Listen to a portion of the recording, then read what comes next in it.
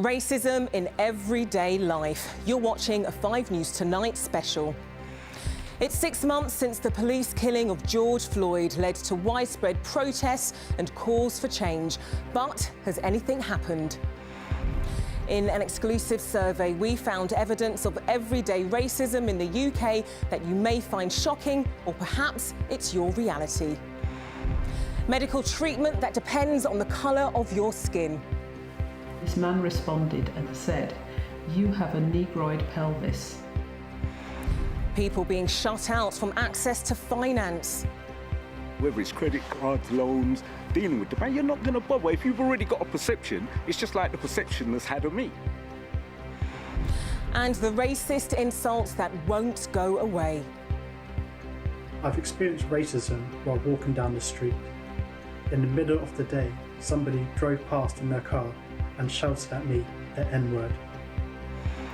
We'll be speaking to campaigners and asking how we can make a change. This is Everyday Racism, a 5 News Tonight special.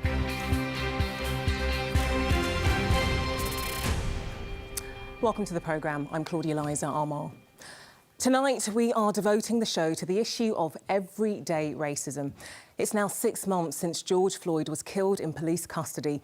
It was a moment that sparked protest and conversation right across the world. But racism isn't just about murder or hate crimes. It's the everyday subtle aggressions, bias and discrimination that others may not even notice, but that people of colour face every day. Well, we wanted to find out the lived experience of Black, Asian and minority ethnic people in Britain today, and to ask the question, has anything changed?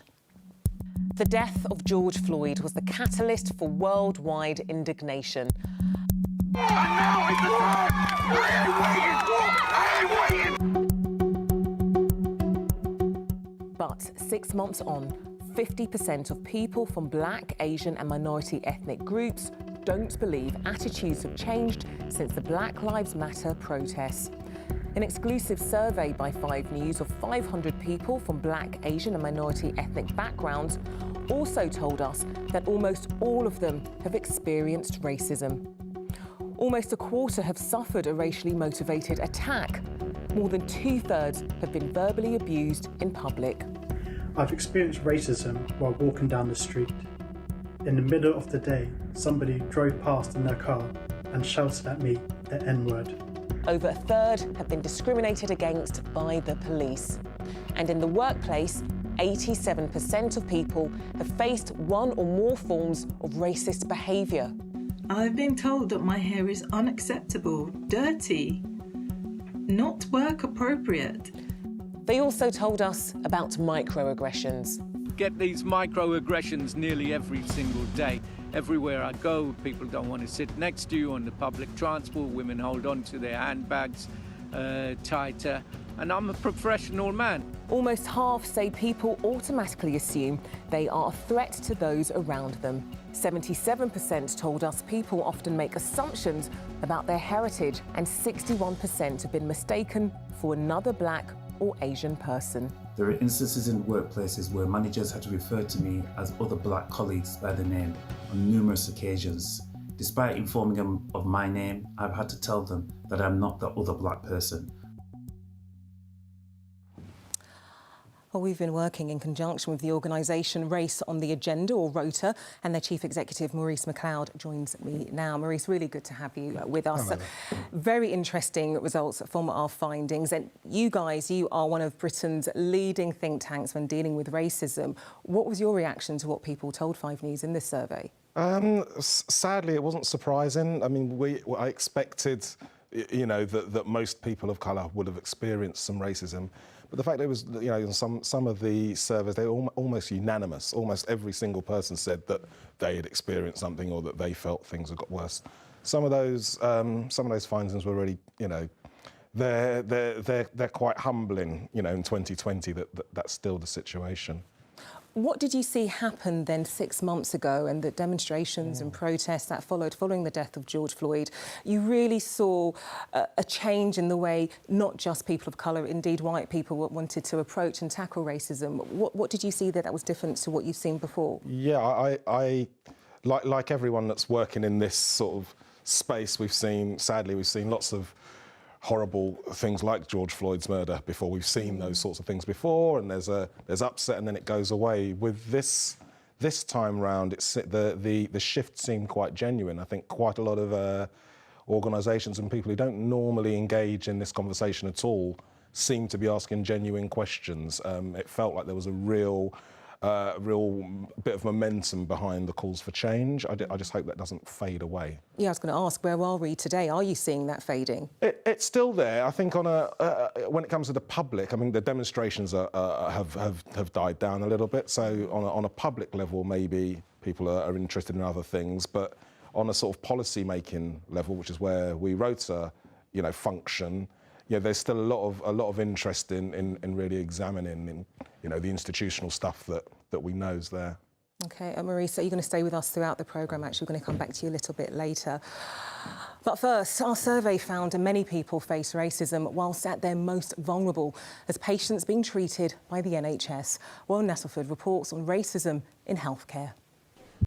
Husband came into the room and he said, "Get your hands off my wife." I think on the back of George Floyd, I think that people are suddenly sitting up and taking notice. I felt uncomfortable on several occasions in our teaching where certain stereotypes have been perpetuated around people like me. The NHS is an institution that unites the nation, but there's something else that unites all of these people you're about to meet.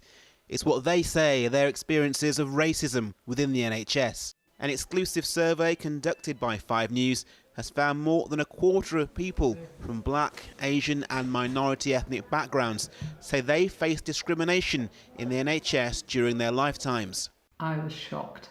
Marcia Hutchinson is a mother of 2. When she was refused a home birth for her first child, she was given this reason. This man responded and said, "You have a negroid pelvis, and because of that the baby might come out very quickly and might end up with the cord around its neck." Donna Guthrie responded to our survey, which found that almost 1 in 5 people from black, Asian and minority ethnic backgrounds believe they've been denied pain medication or prescriptions based on their cultural background. Especially when I go to a GP or even in healthcare settings, in hospitals as well, conditions are dismissed much more, that we're seen as people that can put up with a lot of pain. This stereotype of black people being extremely strong does not negate us from having proper access to healthcare and pain relief. I just love the moment when you actually place that newborn baby in the arms of the mum or the dad. Janet Ballantyne is a midwife and the only black board member for the Royal College of Midwives.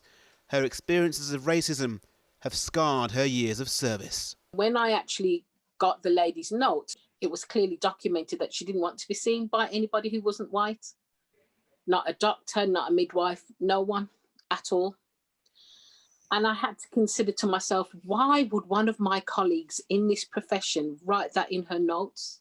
Why would they not call that out and action that? These examples stretch back over a number of years, but the medical school at the University of Bristol has decided they want to change the future of the NHS. Eva Larkai is a 4th-year student who successfully campaigned for changes to the curriculum here. Students believe what they were taught wasn't representative and was even racist. When we say racism, we're saying that there's been one group of people that have predominated what we've been taught over long periods of time. And actually, if that one group of people is continually represented, the teaching that we get only represents that group in the clinical signs and conditions that we're getting. So that means more diverse textbooks, medical examples from a range of cultures and backgrounds, and anti-racism training. Joseph Hartland teaches at the medical school, and he believes it's essential that racism is tackled in the classroom. I think it's the whole of medical education has predominantly been very white-centric in the way that we discuss race, but also in the way that we present our clinical signs. You've only really got to do a Google image search for a clinical sign, say the rash associated with meningitis, and you'll see that nearly all of the Google images that come up are in white skin. That's the sort of thing that we're looking to correct. The medical school admit to being influenced by the summer's anti-racism protests, in which for a time Bristol took centre stage. They want to make lasting changes for the benefits of patient care. On the back of George Floyd, I think that people are suddenly sitting up and taking notice. I'm optimistic for our black and minority ethnic patients that we'll be able to push the needle and try and improve the outcomes that we all know aren't as good as they should be. The NHS is excellent, but it should be excellent for everyone that it serves. This medical school believes that inequality courses its way through the NHS. Could these small steps being taken here in Bristol be the blueprint for the future of improved patient care? Warren Nettleford, 5 News. Well, we asked the NHS for a statement and they told us that the NHS belongs to us all and it's unacceptable for anyone to feel unsafe or to be treated unfairly. They also told us about the new Race and Health Observatory that's been established to identify and tackle those issues. I'm joined now by Malone Mukwende. Now, he's a medical student who wrote a handbook for doctors called Mind the Gap, highlighting the problems in medical training. And also with me is Naomi Bennett. Now, she's a nurse and founder of Equality for Black Nurses. Good evening to you both. Naomi, if I can start with yourself. A negroid pelvis is what one of the people we spoke to in that VT was told that she had. In your 9 years of working as a nurse, is this the level of racism and discrimination that you would witness? Yeah, that is typical of what I witness. People are very insensitive to what they say, and oftentimes they do say sort of outdated and old-fashioned terminology that have really got no place in 2020. What do you think, what have you experienced, rather, in terms of the racism that you've seen? Yeah, so I've experienced numerous racism. On one occasion, a patient's relative didn't want a black nurse to look after her dad. Despite the dad telling her to leave the cubicle, she continued to basically tell me to get out. I turned to the trust thinking that they would support me and tell the patient, you know, this is patient's relative, this is ridiculous. However, they went on to sack me from my job. And basically, then the patient's relative went on to report me being continuing to look after the patient to the police, and ultimately, I ended up with a criminal record. I had no convictions, no warnings, no caution. However, the little bit extra that the police disclosed was that I'd hit a patient's relative, and it had serious implications on my future in healthcare. Fortunately, I continued fighting it, and eventually, 6 years later, the entry was removed from my DBS. Naomi, that is so shocking. You know, we're going to be talking about dealing with racism and discrimination in the workplace, but in healthcare, that your colleagues, doctors and nurses, couldn't support you and call out racism and the racism that you were facing. No. How do you feel about that? Yeah, see, it's really been it's quite terrible, but the implications and people become ostracized if they speak out about it. You know, people are forced out of their jobs. Through my experience, I've set up this organisation, Equality for Black Nurses, and we are absolutely inundated hearing about unjust examples of racism within the NHS. One of the nurses we're supporting currently is a 73-year-old nurse. I only really returned back for COVID, and now she's got allegations being made against her. Again, the police have been involved. So that seems like there's people are abused in the process, and also 62% of all referrals of black nurses to the NMC end up in no further action, which to me indicates that the whole process is being abused for racist agendas. OK, let me bring in Malone now. Malone, I have to say I was so shocked in finding this, that you are training to be a doctor. When you begin your training, you find out that actually when it comes to dealing with ailments and illnesses specifically impacting black and Asian minorities people, the training wasn't there. Yeah, so when I got to medical school, I started to realize that we weren't being taught a lot about how different signs and different symptoms present on darker skin.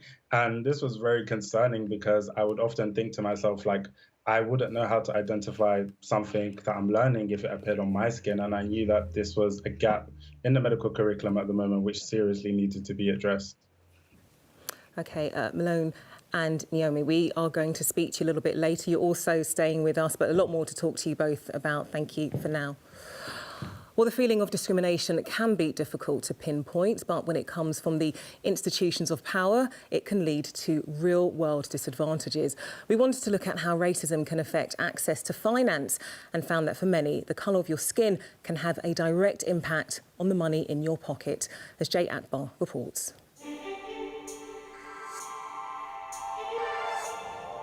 My name is Claudine Adiemi. Jason Weeks, an HGV driver. I'm a social entrepreneur and I'm an Arsenal supporter. And an adamant Man United fan.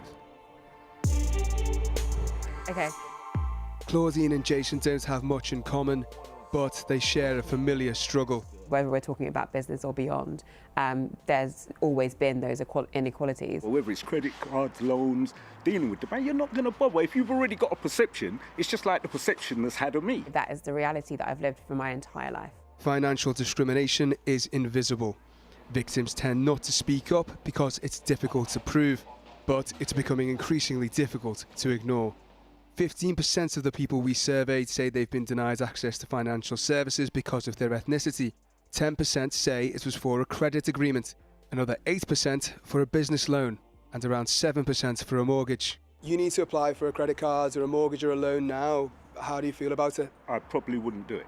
I would probably save the money, like I do, and just buy it outright. It's going to take a bit longer, obviously, but it saves you the headache and the heartache. We've got a perception that this is going to happen. It's disappointing. It's heartbreaking. You just want help. You can't get help. That feeling was backed up by a government report on minority-owned businesses. It said firms owned by particular ethnic minorities are more likely to have their loan applications rejected. That was put down to factors like poor credit and a perception of discrimination. Any perception of racism comes from somewhere. Claudine's firm helps the underrepresented find a career and a purpose. She turned to private investors to fund her startup, but soon realised she'd have to go it alone. I remember one investor kind of saying, well, who's going to pay for your solution that's just helping little black kids get ahead with their careers? And it's just like, what? So yeah, people show you their colours. You don't get an investor or a grant funder turning around and saying, you know, you're not going to get this funding because you are black or because you're a black woman. But the statistics alone indicate that we are less funded. Of the 4,000 entrepreneurs who received around £60 billion of private investment in the last decade, only 10 were black women. For many people, numbers like these vindicate a belief that their differences, however shallow, are all others see, and to succeed, they have no choice but to turn their backs on a system that's failed them. Jay Akbar, 5 News. OK, well, still to come on this 5 News Tonight special, we will be talking to more of our guests. We're going to be looking at work and all the work being done by anti-racism campaigners and ask how we can affect change. That's all coming up after the break.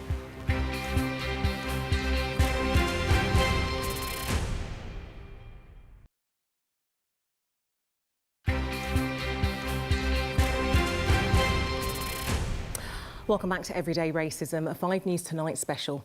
Now, our survey found that racism is felt in every area of life, not least the workplace. We found out that 56% of black, Asian and minority ethnic people had their opinions dismissed because of racist assumptions about competence. 50% were denied a promotion and 34% were left without recourse for action when discriminated against at work. And it's a problem that affects schooling as well, with 53% saying that they had experience of a teacher being racist to them or their child. 93% thought the school curriculum isn't diverse enough, and 90% said teachers don't have adequate anti-racist training. Well, I'm joined now by Yvonne Okio, Lead on Equalities and Inclusion at Croydon Council, and Victoria Barrow-Williams, Co-Director of People Dem Collective, a community organisation that facilitates systemic change. And of course, Maurice McLeod from Race on the Agenda is still with me as well. If I could start with you, Yvonne, just looking at what people told us about the racism that they're experiencing in the workplace, 87% said that they've experienced racism, at least one incident or maybe more. That's a huge, huge number. It's a big issue, isn't it?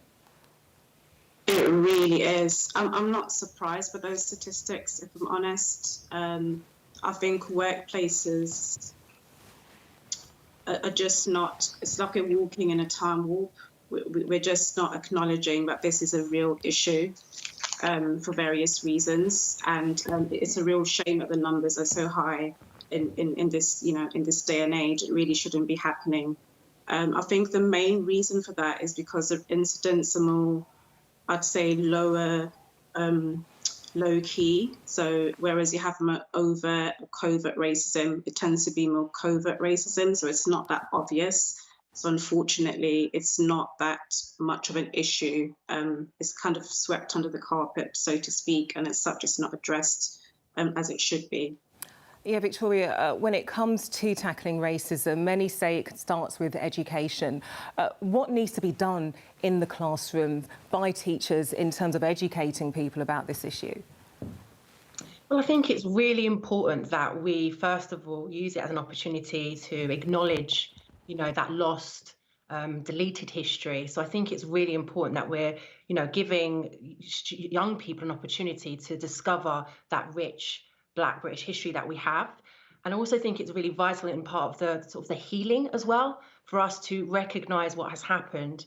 But also moving forward, it's also about us then also celebrating as well. Like, it's an opportunity to celebrate, some of the rich history and the Black excellence that's actually out there now, so we don't lose that history again. Yvonne, you spoke about the covert racism, which is so difficult to call out.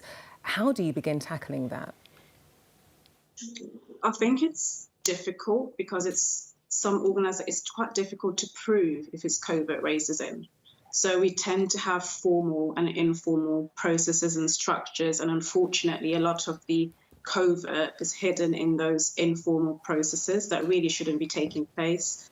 It's easier to monitor formal structures because they're formal, but informal, you can't really monitor it. So when there are opportunities for promotion, opportunities for individuals to lead on specific projects, you'll find the majority group tends to go to people they trust. And majority of the people they trust would be people within their race. There's that implicit bias. And these individuals tend to be given those opportunities time in, time out. So it's a question of who is being given, who is being rewarded, who is being given these opportunities. And unfortunately, it's really hard to prove. I think that's the difficulty. It's very hard to prove and monitor them. So there isn't a fair process, and that's a key issue. And it's microaggressions like we saw earlier. So it's very difficult to prove a microaggression, A majority of staff just take it as this is part and parcel of working in the UK. I may go to a meeting and I'm called someone else's name a number of times in the meeting, or one is unable to pronounce my surname. OK, Yvonne, Victoria, we're going to come back to you a little bit later in the programme, but for now, thank you. Well, it's easy with all of this to feel quite overwhelmed, but one of the great things about the online world is a platform it gives to so many educators in anti-racism. Now, we spoke to two sisters in Margate who told us about the importance of listening and why they started their own Everyday Racism project. We live in a really white majority area, and growing up here in the 80s, we were the only brown girls in the spaces that we were in. For us, we had to kind of navigate a lot of different conversations. Oh, who are you? What are you? Where are you from? And I think we always felt like we stood out. Through school, obviously with my peers, there was a lot of kind of subtle and kind of covert and overt racism. So we've had the overt stuff, but also the other things as well, the things that are really hard to put your finger on and explain why you feel really uncomfortable about it. And to other people, it might not sound like a big deal, but actually, it is. We've always talked about wanting to be more proactive in anti-racism work. So we thought the thing that we just need to do is start sharing people's stories, where people could be really honest about what they experienced without other people then coming back and giving them their opinion on it. We just set up the account and called it Everyday Racism. And I think actually one of the things that I find really traumatic is when racism is positioned as a debate. If black and brown people are telling you that something is racist, they are the voice, they are the experts on this. You know, white people are not the experts on racism. It's not to say that you can't have an opinion in that moment, but actually what it is it's how you handle that. So rather than saying, oh, well, actually, you're being sensitive, or actually, you know, oh, no, I don't agree with that. It's going away and it's learning and it's educating and it's trying to understand someone's lived experience. That was Naomi and Natalie Evans from the Everyday Racism Instagram project. Well, like them, we want to keep the conversation going, so we are continuing our special online on our Facebook page. So please just head to Facebook and search for Channel 5 News.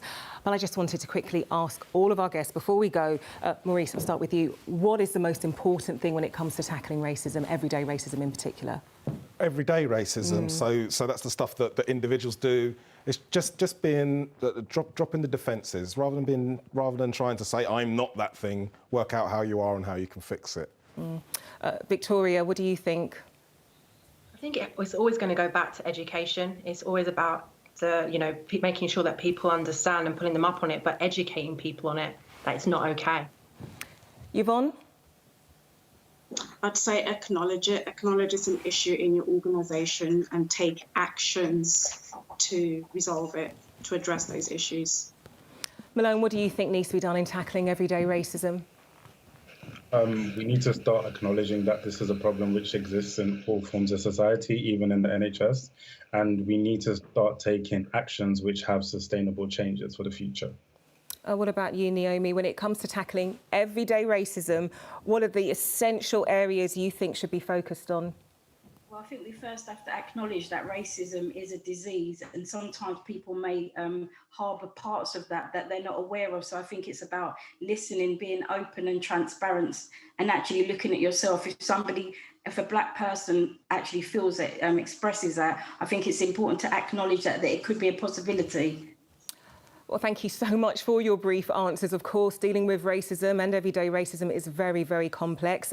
But for now, Naomi, Malone, Victoria and Yvonne, and of course, Maurice, really thank you all so much for joining us on this special programme, Tackling Everyday Racism. Well, sadly, our programme here has to come to an end. But as I said, we are continuing the discussion on our Facebook page.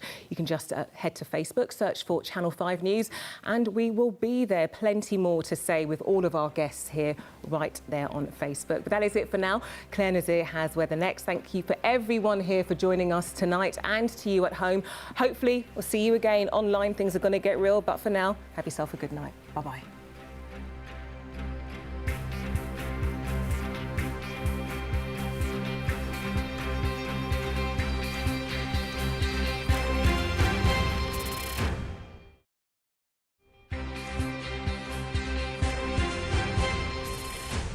Welcome back, and thanks for joining us on Facebook as we continue that discussion on our special programme, Everyday Racism. As I said, things are going to get real online. We're going to pick up on some of the things we didn't get the chance to speak to our guest about on the programme, on the telly.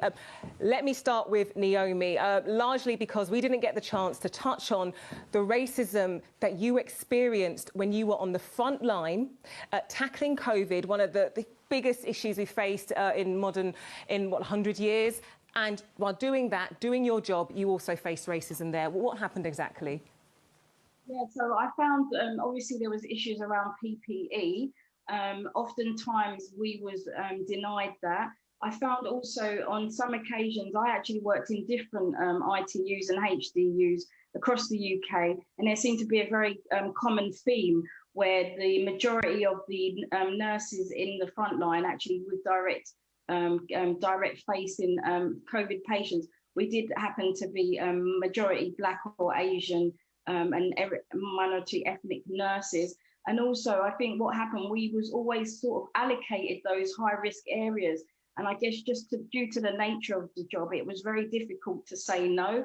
And oftentimes the facilitator would be a white matron either in the department, and oftentimes there was people who were working from home, and they were not very often the black nurses were able to work from home, but the higher banded nurses like the matrons and the band 7s and 8s, they were actually to do the operations from home and direct us on the front line. So I felt that there was definitely disproportionate number of black nurses in the environment. And like I say, because we were agency nurses, it's very difficult for us to say no.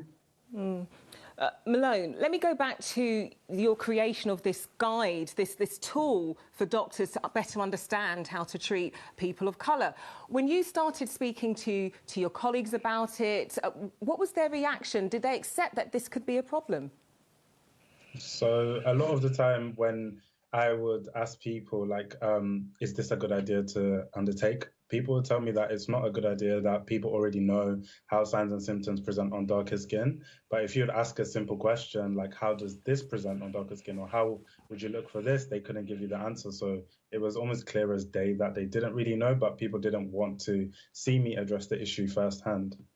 So seeing the issues that white doctors were in denial of, them telling you that actually this isn't a problem, but it is, clearly. How do you think that would go on and affect the way they treat people of colour? So it essentially, it will mean that you're unaware of what you don't know. So they will already carry a bias going to treat these people of colour simply because they think that how something presents on white skin is the same way how it presents on dark skin. So before that patient has even walked into the room, that patient has already got a lesser level of care compared to their white counterparts, simply because the person who is delivering your care didn't want to acknowledge that there may be differences, and almost at points didn't want to educate themselves on these differences, or hasn't had the chance to educate themselves on these differences to be able to see that actually I may have to adapt my practice in this particular instance. Maurice, that is just so interesting, because if you were a patient of colour, black or Asian, and you call out maybe somebody working in the healthcare isn't a person of colour for not understanding your needs, then you could potentially be called out for using the race card, for overreacting, for seeing something that isn't there. How do you deal with that?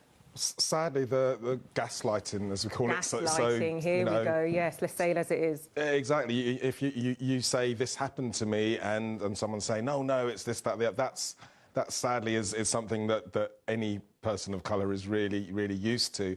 You've just got to be resolute. You've just got to keep going. No, this happened and this is not right, and you need to make a stand. I guess for those who aren't in a position to be able to speak up, because power isn't equal. Yvonne, would you agree that dealing with issues of race and discrimination in the workplace, is it enough to just keep pushing forward and calling it out? And how do you help an individual acknowledge that they might have that unconscious bias, that they might be racist with a little r? No one wants to agree that they are racist. Heck, even racists don't like admitting that they're racist. I agree. I think that's my whole issue with unconscious bias, because it tends to focus on the individual for right reasons, for individuals to be aware of the biases they have. However, the racism we have here is systemic, so I don't think it's actually dealing with the issues. So unconscious bias focuses on the individual, and it's up to them to then address that issue, whereas the racism we're dealing with is systemic.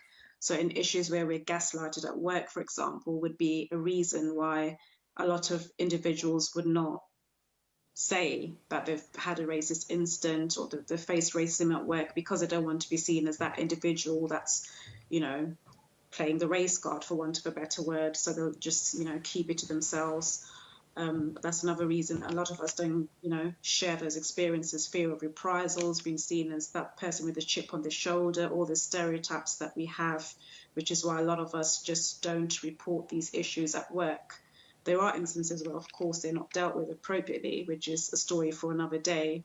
But those are a lot of the issues we face in the workplace, where colleagues just don't raise these issues because of how they will be viewed, so they keep it to themselves. which is another issue in the workplace. But yes, in terms of unconscious bias, I think we need to be dealing more with anti-racism as a way forward, as opposed to unconscious bias, because that's the issue we're dealing with now in 2020. I think we've moved on, and the training needs to move with the times to have that impact. Gosh, Victoria, when it comes to racism, it is all bad.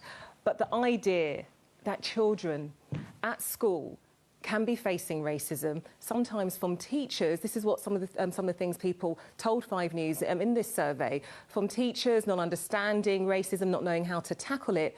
Where do you go there? How do you indeed start from the top, teach the head teachers, teach the teachers what they need to do when it comes to tackling racism, when it comes to uncovering their own unconscious bias? I think it's really important that you start with, when, you know, if an organisation or, you know, a school, is that you're working with a local Black and Brown led organisation. I think that's the first thing, the first step. I think it's important that you are working with an organisation that has a lived experience. So it means that they know exactly the pitfall, the race that's been affected by racism themselves, and so they will know exactly the right way of making sure that they get it right. I think it's really important, of course, to get the teachers, head teachers, to get that right training, but it does start with the youth. I really believe it's getting young people to understand it as well, and by teaching history, Black British history, and also giving training and workshops for anti-racism for young people is just as important, because I think that's where it starts with the youth. Maurice, you might know, when it comes to all the stats, all the figures, all the reports into racism, does it make a difference? Do people, even though the stats don't lie, does it really help bring about change? I'd like to think so, because I work in that field. That's what our charity does. I mean, I have to say it's slightly.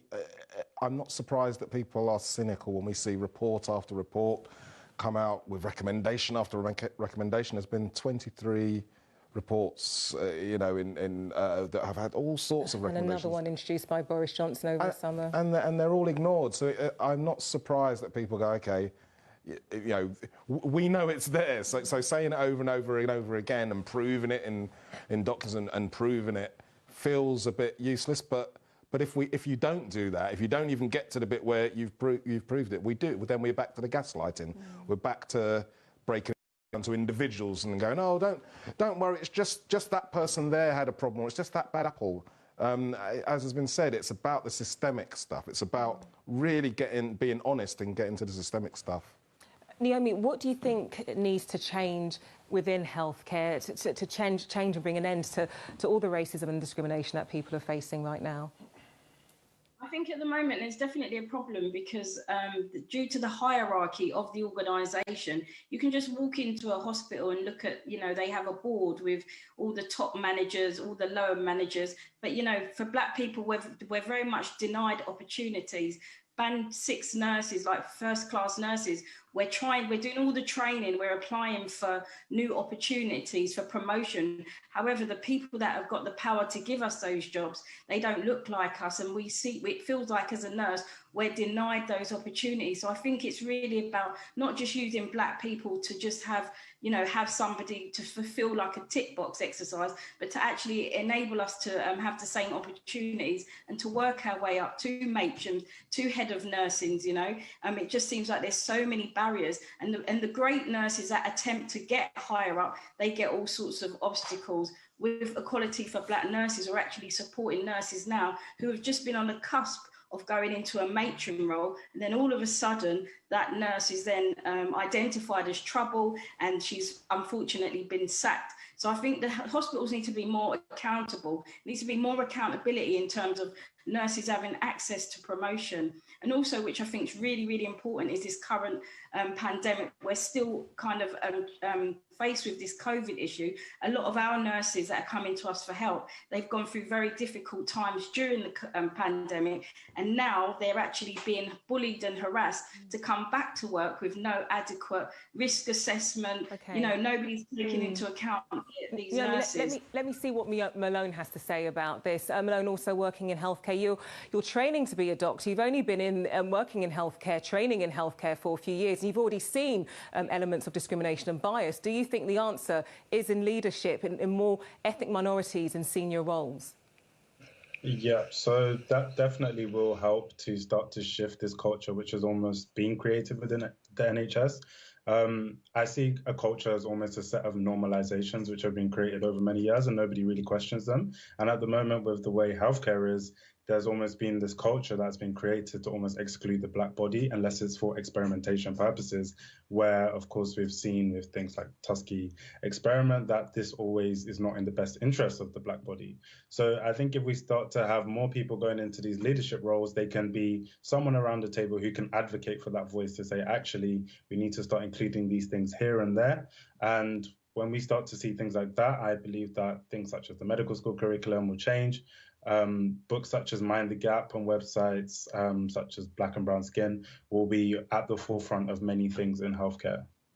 Okay, Maurice, where do we go from here? In some ways, it's been a very positive year in highlighting the issues of racism, but where do we go next? I think on an individual level, I know we're talking about systemic, and I'm glad we've had the healthcare staff there, but on an individual level, we need to treat racism like COVID. We need to accept that it's here and that it's deadly.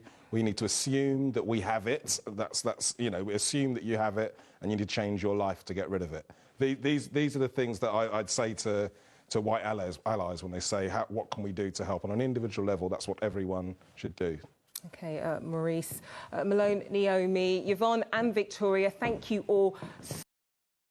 We just touched on the issues of everyday racism, but also to you watching at home, thank you so much. We were never going to cover everything in around 40 minutes, were we? But I hope it gave you a really good idea in terms of the racism that people and black people, Asian people and people from ethnic backgrounds can deal with and face. Anything else you want to add, just get in touch with us at 5 News. Thank you so much.